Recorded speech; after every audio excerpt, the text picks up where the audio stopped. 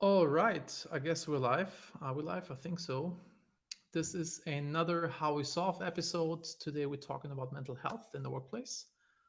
And I have a good friend of mine on the show. I'm very grateful that he's joining us to talk about this. We're talking about bipolar disorder. And let me bring in my brother from another mother, Mr. Justin Dorfman. Hello, Good to have David. you, man. Great Thank you to for coming great on. to be here. Thank you. It's good. Looking forward to chatting with you. To give you a little background, Justin worked with me at Max CDN, and it was a blast working with him. I really love working with him. Really Mhm. miss us actually. But now he's working with another friend of ours. He is Reblaze's open source program manager, and he's responsible for fostering the adoption of their project Curry Fence in the cloud native space. In 2017, Justin co-founded Sustain OSS, which hosts events and podcasts for the open source software sustainers. Justin's super passionate about open source, Just a but little. today, just a little, you could say you're manic when it comes to open source. I don't know. This is a little. That's sounds about good, right? But today we're talking about bipolar disorder, and so yeah, just maybe you want to tell us what this is and what your experience has been with this, especially when it comes to the workplace. Since we're talking about Yeah, dealing with. yeah, sure. So, I mean, the first time I had um, I noticed I had bipolar disorder, was after a really bad depression I had. I've always been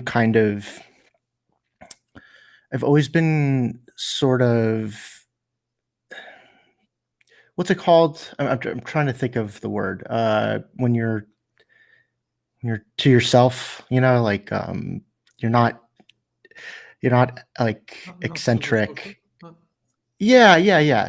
Yeah, exactly. I was not antisocial, but on the brink of antisocial.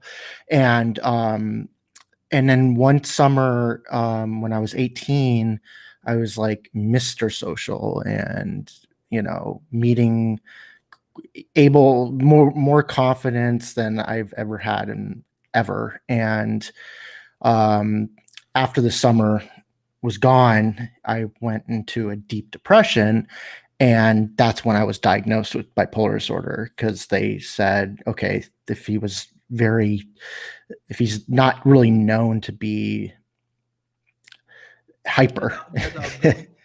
outgoing, yeah. And then all of a sudden he's now depressed. We believe, and there's also, my dad said there was family history of it. So that's when I was like diagnosed. And from there, like I was always like, well, yeah, maybe I have it, but the rules don't apply to me, like I'll just do what I want to do. And um yeah, I mean, that just kind of caught up with me big time. And I think the one thing that really sucked during my tenure at Max CDN was the 9 months that I had to take off.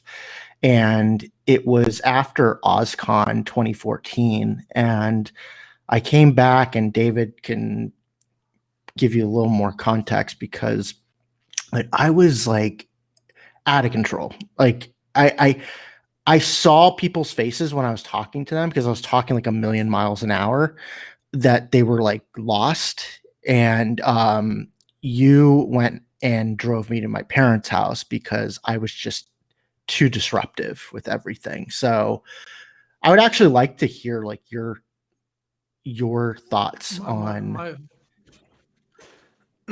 yeah, how this went, and it's I guess you've always been very open about that you're dealing with this, and Mhm. initially when you came over from first at Maxi and you were in support, and then you came over to marketing. I think like also while being in support, you also went through a Yeah, depressed period, yeah. and then you came over to marketing, and I guess this I don't know if this gave you a boost or whatever because you kind of really found what your calling is, I guess, or what you're really good at, what you're thriving at. You said multiple times, I can't believe I get paid for doing what I'm doing because you've been really thriving at this. Mhm. So you've been open about having the ups and downs, and you didn't have a down after this, if I remember correctly. But uh, you've been working like insane hours. You've not taken Yeah. any time off.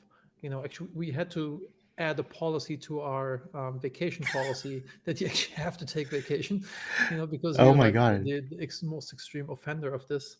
And from Yeah. that, I Yeah. guess this that's also like.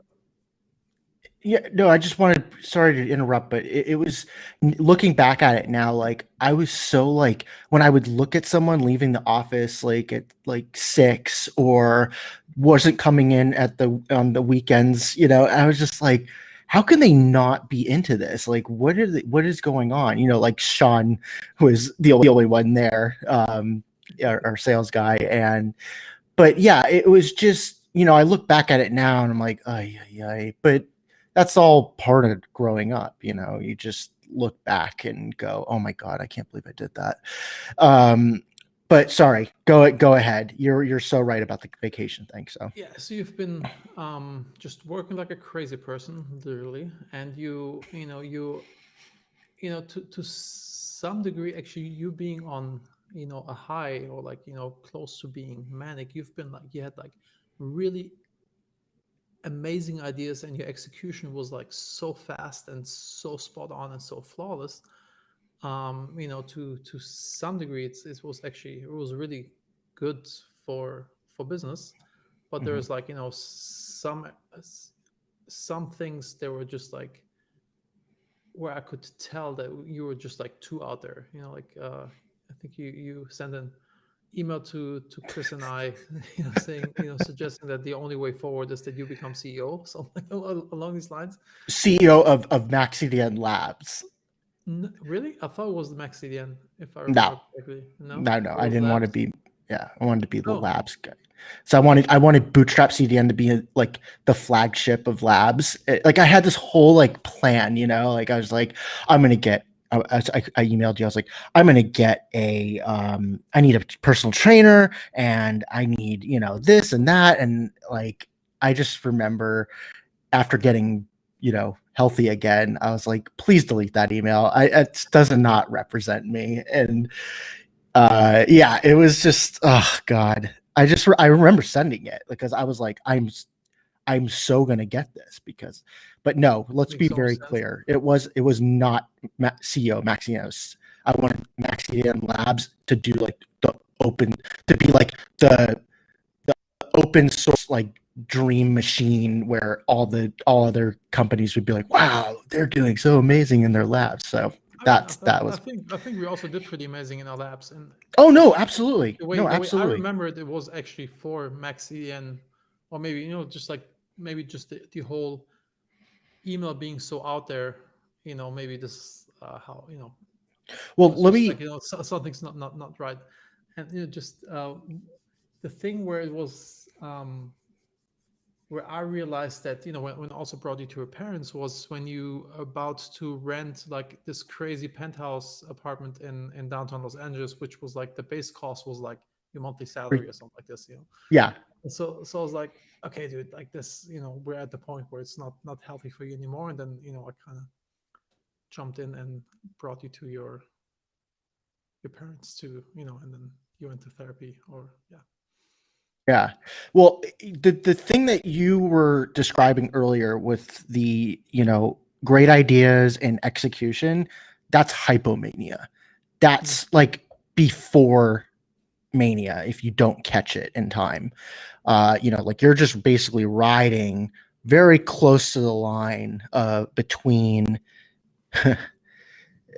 mania and not mania. So hypomania would just be in the middle, and it's amazing. You've seen it firsthand. Like it is like superpowers. Like I can do Right. whatever I put my mind to, and I think a lot of great things came from it. But at the same time, it comes with a cost, and the cost is you're gonna be depressed. Like there's just no if, ands, or buts. It's just there's no like you can't just stay at hypomania or mania forever. And uh, because it's just what goes up comes down. And I think that was for a while uh, before I really took care of my, you know, issue. I was like, the depression sucks, but that hypomania, It's so good. I can get so much done. And maybe this time I won't be so depressed, and it just never worked out that way. And that's where I was going back from my original stance of it doesn't apply to me. I might have this label. They might call me bipolar, but I don't, I don't fit that mold. I can drink, I can smoke pot, I can work 12 hours a day, weekends, and just, that's what I'll do. And, it just got to the point where I couldn't do it anymore. It was just the major, the acute mania for 4 months straight was the end. I was like, after my depression, after that, I was like, I need to take this seriously. So that was, no more drinking, no more hanging around people that were in that scene, marijuana and all that other stuff, Molly, like, I was just, there's no reason I should not be doing drugs or alcohol, like that. It just, everything the medication's doing is it's just canceling it out. So, I finally just said, I gotta like get like someone to keep me accountable, and the therapist, which I I've done therapy before, but I always lied and just told them what they wanted to hear. Whereas this therapist, I just put it all out on the table, and she has a direct connection to my psychiatrist. So if I'm starting to go hypomania, she'll go straight to him and be like, hey, you need to up Justin's meds because he's in denial. And that's the thing with hypomania, like you can be in denial about it because you don't want it to go away. Like your mind tricks you like, hey, no, if anyone says you're hypomanic, don't listen to them. Don't worry, bro. We got this. That's how it is. And it's going to end bad, but you're just like, ugh. But I haven't had an episode in 7 years, because So cool. I've been sober. I've been going to therapy at least, once a week. And I mean, look, it's I don't like spending. I'd rather spend that money on, something else and some investments and stuff. But at the same time, I'm investing in myself for not losing 9 months of my life again. It's like, So if you give I'm yourself, lucky. I'm lucky. One sec, because it was just for the audience knows. I'm lucky that you and Chris like stuck with me, and my mom and dad, my parents were just like, any other company, you would have been gone. And I totally agree. And the fact that you know I had a much of an impact at Max CDN for you to put up with my shit for 9 months. It was just like I was so appreciative after. Um, and So with that said, give that chance that was given to me, I really took it seriously. And I said, I cannot do this to them or my family or my friends. or Like yourself. friends would go up to me and be like, dude, you were talking to me over the summer and I have no idea what you're talking about. Like you were talking a billion miles an hour. I was like, I'm sorry. I don't like to hear that. So anyway, I cut you off a billion times. No worries. So if I guess since we're. Oh, by the way, this is like a disclaimer for this whole thing. And Sam, who's our editor, please kind of cut this and put this in front of the podcast. If you're thinking of hurting yourself, if you're depressed, if you're feeling suicidal, call 911. Go immediately to the nearest hospital or emergency room. Or I guess in other countries it's not 9/11, but get some help. This is not any medical advice. We're just sharing What happened? What happened. And when was it? 2014. 14. No. And how you dealt with bipolar disorder back then, and kind of wrapping, or not wrapping, but I guess the method of dealing with it is simple. Like, don't self-medicate. Right. Stick to go to your therapist. Don't skip any sessions.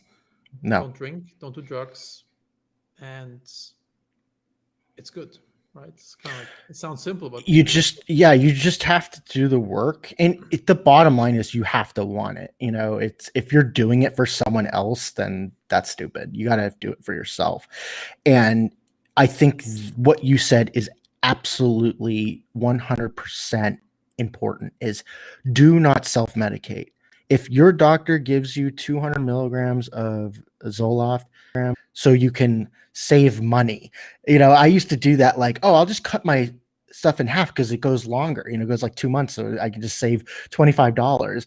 That $25 cost me like $20,000 in frivolous spending and all this other stuff. So, but that's besides the point. It is, you don't, if your doctor is giving you a a prescription, he or she is doing that because they know what they're doing. They went to school for 10 years, and undermining them and lying to them, and just because you want to get away with something, it's just, I look back at what I did and it was just like, why did I do that to myself? But at the same time, I didn't know. I was arrogant. I was ignorant, arrogant, and just did not want to accept that I was sick. And I am always going to be sick, but I can take care of it by doing what we said, the medication, the sobriety, everything else. So yeah, that's the key, is just do not self-medicate, go to therapy, stay sober. And I know it sucks, dude.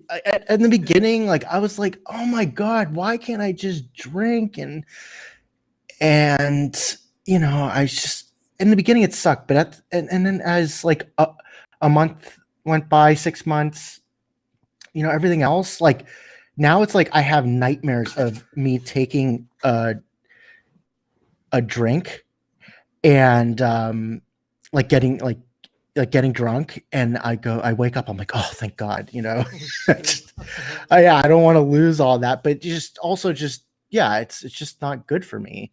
One thing that you said that was so powerful, and so, I remember when I came back, I was better, but I was still kind of like down. I was just what's it called? Like, I came back, I was just, humbled. I was just like, I'm not super bad. I had, whatever. And the thing that really, I told you, I was like, my career is over. There is no way I'm going to be able to recover from this. And you're like, you're going to look back at this, it's going to be a blip on the map. And at the time I was just like, oh, he's just being nice. Like, that's really cool. He's being nice. But now I look back at it, that 9 months I don't even remember it. Like, it was such a small thing that happened. And that's what I think a lot of people that might be, or some people that are listening to this, is to know that, like, just because you have some type of episode and you lose money and you lose friends and you lose all these other things, your job possibly, it's not the end of the world. When you look back, if you keep going and you stay persistent and you keep going, you'll look back at it and say, oh yeah, I remember that, but whatever. It wasn't even that big a deal, even though it was a huge deal. But from what I've accomplished since then, it's more than I would ever have been able to do with that mindset of, being, drinking and all that other stuff. So yeah, it's just, time is heals everything. And again, virtual high five that, it's 7 years already. Holy cow. It's so good Yeah. that, you've been sticking to your guns and that it's working. Um, Yeah. I'm curious, from a manager or entrepreneur point of view, kind of managing somebody who's dealing with bipolar disorder, what were the things that I've been doing that were, helping you um, dealing with things, or kind of like managing you properly, or what was the stuff that sucked at it, or kind of like if you could give somebody who's dealing with somebody or managing somebody who has bipolar disorder, um, what tips can you give them? One tip that I could see, like, once you see that they're about doing things that are hurting them potentially, kind of like renting somebody that's way too expensive, Right. you know, like pull the plug Hmm. and not doing it. But yeah, what else could you think of, even in the day to day? Uh, well, just like with any person, especially even with bipolar disorder, there's two types. There's bipolar 1 and bipolar 2, and they work a little differently. I have bipolar 1, and I have a really good family and I have a solid support system. So I'm not going to like go and pretend like I did this all on my own, and just because I'm here and talking about something that happened that was horrible and I overcame it, it's because I had a lot of help. So I think if you are able to find someone that you're working with or you're managing, and I would say most bipolar people are very creative, and if they're taking their medication and everything else, you wouldn't even know. It's not like we all have, like, all bipolar people have like a broken leg, but you can't see the cast. Whereas someone who has, like, people would go like, well, I don't understand, why don't you just snap out of it? And I'm just like, Mm. well, hey, break both of your legs and go run a mile, and when you're unable to do that, I'll tell you just to snap out of it. It's the same deal. So it's really difficult to understand that. And, but knowing that, if they have bipolar disorder, to know that they are creative and they do produce. But there is a catch with that, with sometimes for the people that might be overproducing, just know that there is a possible downfall, and that is burnout, like severe burnout, and possibly missing work. And really, I don't know. It really, I guess, depends on the liability that you want to have. It's just, if you can wait 9 months, if your top performer is that's so bad. If a high performer is basically talking about, um mm, I don't know.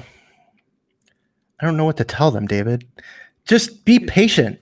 I guess that's the biggest thing. And if it's not working out and it's dragging down the other teams, then you have to do what you have to do, what's best for your business. But just know that everything that someone going through an episode, it's temporary, and certain people recover faster than others, and it's really up to you and your business partners to decide, hey, is this a liability, is this something that we want that you can still to, handle. yeah, handle, or do we want to just let them go? And it sucks, but it is what it is. And I really just think it depends on the person. I don't think there's like a one answer. What I was thinking about more like in the day to day, for example, we kind of openly talked about this, and I, you know, kind of holding you accountable with, like, or checking in on you, like how you doing, etc. To also how you doing with your um, depression or with your mania. Kind Mhm. of make an open topic, I guess, right? To hold you also accountable to do. the right things, or to do the things that you need to do to on be leveled, not go either way in an extreme. Next question. Yeah. All I right. don't know. um, One question is, it's like a how to question, like how do you find out that you're dealing with bipolar disorder or manic depression, and can you self-diagnose? Like what's the? Oh, yeah, I guess. Do you just go Mm, to a doctor? yeah, I don't think you can Or self-diagnose. when should you go to a doctor? When should you see a doctor? Uh, you're probably never going to go to a doctor when you're manic because you just feel too good. Um, or if someone, you know, sends you to a hospital like a 5150 where they hold you for 3 days in the United States. I don't know how it is in other countries, but yeah, I think that if you're feeling really, really bad and you're thinking about hurting yourself, you shouldn't feel ashamed to be like, okay, I need help. And I know it can be hard, because who the hell wants to admit that they want to end it, like it's just not something you want to talk about because it's just the pain is so great. And it's weird because it's not like physical, it's obviously a mental thing, but it's just so painful. Like I really can't explain it, but it's just like constant, like your mind going, okay, I think you should probably, okay, your mind's either like, okay, you need to go to a doctor, or it's like, okay, you need to hurt yourself. And that's kind of depends on really the person. And I think a lot of us don't, we're conditioned as humans to not want to die. So I think most of us will make that choice and go, hey, I do like my life, I just don't like what's happening right now. So how I just need to talk to someone. And there's many resources out there online. United States, there's like 1-800 suicide, I believe, and in 911, you can call 911 and say I need to talk to someone. But there's so many resources out there that can help you with um, a crisis that you're going through. And again, it's not fun to ask, for me at least, it's not fun to ask for help. It's just like, I feel like I failed. And I know it's easy to be like, well, you shouldn't feel like that, obviously. Or you, But when you're in that mindset, you just feel so vulnerable to just being looked at as weak, and I think especially when you're trying to advance in your career, you don't want that. You don't want that stigma. You don't want that label like, oh, Justin's bipolar, Justin's depressed. Like, we can't count on him to, finish this. Like, that's why I think a lot of people might holding back and not sharing, coming out to, exactly, especially in the workplace, not coming out to, sharing this, which is, I guess, absolutely, makes it even worse. So yeah, that's a question, like how do you deal with the stigma?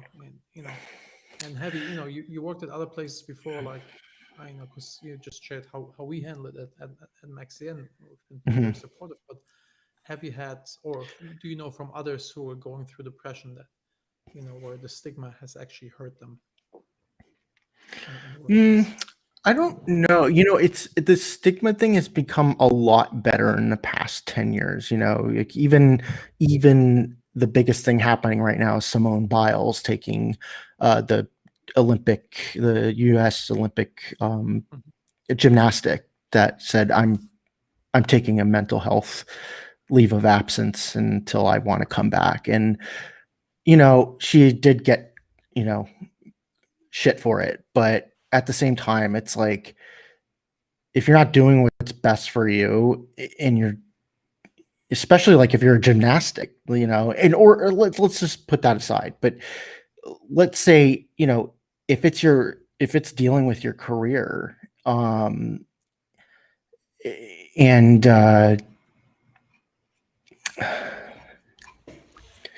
so say the question again. I apologize. I kind of, No, or so it's move like on to something else. how do you deal with the stigma? You know, and I guess like from what I gathered is it's of course you feel bad about it, you feel ashamed, you feel like you're failing or whatever, Yeah. but I guess it's always the better step to ask for help, because people will be most likely supportive, especially it's like healthcare, mental health is like a big issue or a big talked about issue these days, and you will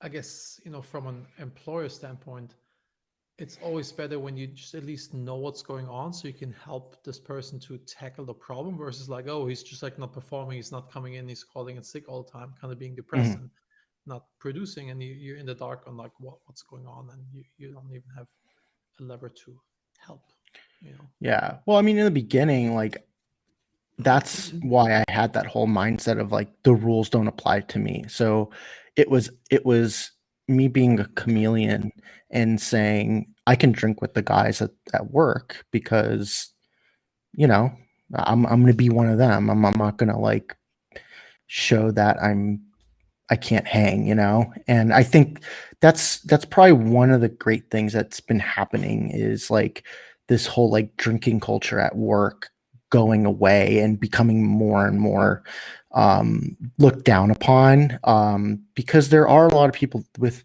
mental health disorders and alcohol is a depressant. So, you know, with that said, that stigma of not being able to drink or not wanting to drink, it just kind of goes away. With mental health, it's I think it's getting a lot easier to come out and say like, hey, I'm X. It just doesn't even end with like mental health. It's I think more and more acceptance is being um for any issues or non-issues that you have. Um, and you just like I just remember like 10 years ago or so, I did something where I was like talking about um bipolar disorder, mental health online, and my mom's like, you probably shouldn't do that. Mm. And at the time I was like, she's kind of right. Like a recruiter could look at this and be like, but now it's like everyone's encouraged to talk about mental health. So at least in the United States. In the United States, it's like fine. I'm not sure about other countries, but um, yeah, for me, it's just each year it's been easier and easier to discuss what is going on, or what I've been through, because there's probably others that are going through the same thing and they're scared. They don't want their boss or bosses to know like, you know, they have they have a mental health issue and they don't want to be uh, Stigmatized. yeah, stigmatized, passed for a promotion, all these other things. And the thing is, it's like if you take care of yourself and you go to therapy and you stay sober, you can be normal if and take your medication. Take your medication every day. Don't skip your medication. Never, ever, ever. Um, then you can be normal. You can be like everyone else, where you don't even need to say you're bipolar because you're doing You can say everything. 7 years straight, right? No blips. Yeah, yeah, and that took me growing up as well. Like if you told me I'd had to do myself to do this at 21, I'd be like, hell no. I'm going to the bar. But I got to a point when I got older, I was like, do I really want to do this every 3 years? It was like every 3 years I would have an episode. It was just Mm. I was sick of it, so I just made the decision to. I'm not ashamed of who I am. I'm not ashamed of, yeah, I'm not ashamed of who I am, but I still need to do what's best for me. And I can still I can still go on podcasts or have open conversations with people at work about mental health, because I don't want anyone to feel like they have to hold back. They don't want someone to Nothing stay good at comes of work. this. Yeah, stay at work and perform poorly because they're scared they're gonna lose their job or something like that. Like, that's just, what does that do? Like, who does that benefit? And I think that, yeah, Yeah, love not eh, fear. So yeah, love not fear. Yes. to wrap up, don't hold back. Be transparent about this. Go to see a therapist, see a doctor. Yeah. Don't Yeah, skip the your ther medication. yeah, I think one thing about therapy is there's a lot of people that say, "Oh, well, if you go to therapy, you're weak." And it's like, total eye roll. It's just like, you don't know what you're talking about. You're maybe that's the case for you. You're insecure and stuff like that. But if you're bipolar and you don't have someone that's checking you, to see where you're at, you can easily, especially with bipolar disorder, it's like your mind can trick you to say you're not manic, you're not hypomanic, you're fine. And if you're not having someone who's going to be objective, and they're not your friend, they're your therapist, they're gonna tell you Tell you what's up. what's up. Yeah, exactly. That's their job. So I think, you can be like, oh, well, I can, count on my friends and family to do that. No. Yeah, they can tell you everything you want, but if it's not someone that you don't, if you don't have a skin in the game, paying, and I understand some people can't pay for that each week. I'm lucky. I apologize. I hope, I'm sure there's resources out there that can help pay for uh, therapy for those who can't afford it. But yeah, I mean, it's just, for me, it was just like, you got to have someone that is objective and not going to buy your bullshit. They're just going to be there and say, nope, not going to happen. I'm calling your doctor. It's also to some degree it's like a coach. Every top athlete has a coach. Yep. Otherwise they will not reach these heights of That's performance. actually, Every, that's a really good point. I never even thought about that. Yeah. My therapist is my coach for sure. Um, she, she she finds these patterns, these constant patterns that I do every like 6 months or so, and she'll address them immediately. Like, hey, you're doing this again. What's going on? And I go, oh wow, I didn't even realize I was doing that. And it's, yeah, not to make things like all simplified or anything. It's still work, but yeah, I really do believe that if you're bipolar, uh, you need to have someone other than friends and family to watch you, overcome. and monitor your thinking, because you can easily, your mind can trick you to do things that you wouldn't do if you're healthy. Cool. Well, dear Justin, thank you very much for being so open and sharing, and to get this out there to help people who are going through the same thing. Mm. Um, do you have anything else you want to share? You want to pitch? You could find me on Twitter at J Dorfman, JDORF as in Frank, MAN, or JustinDorfman.com. I'm also working on an open source project called CurryFence.io. Check that out. And yeah, that's pretty much it. Awesome. Well, thank you very much for coming on. I'm looking forward to seeing you in person in A month or so. a month. Yeah. Awesome. Yeah, it's gonna be great. Cool. Yeah, thank you. Rock and roll. Peace out. Let me end the stream.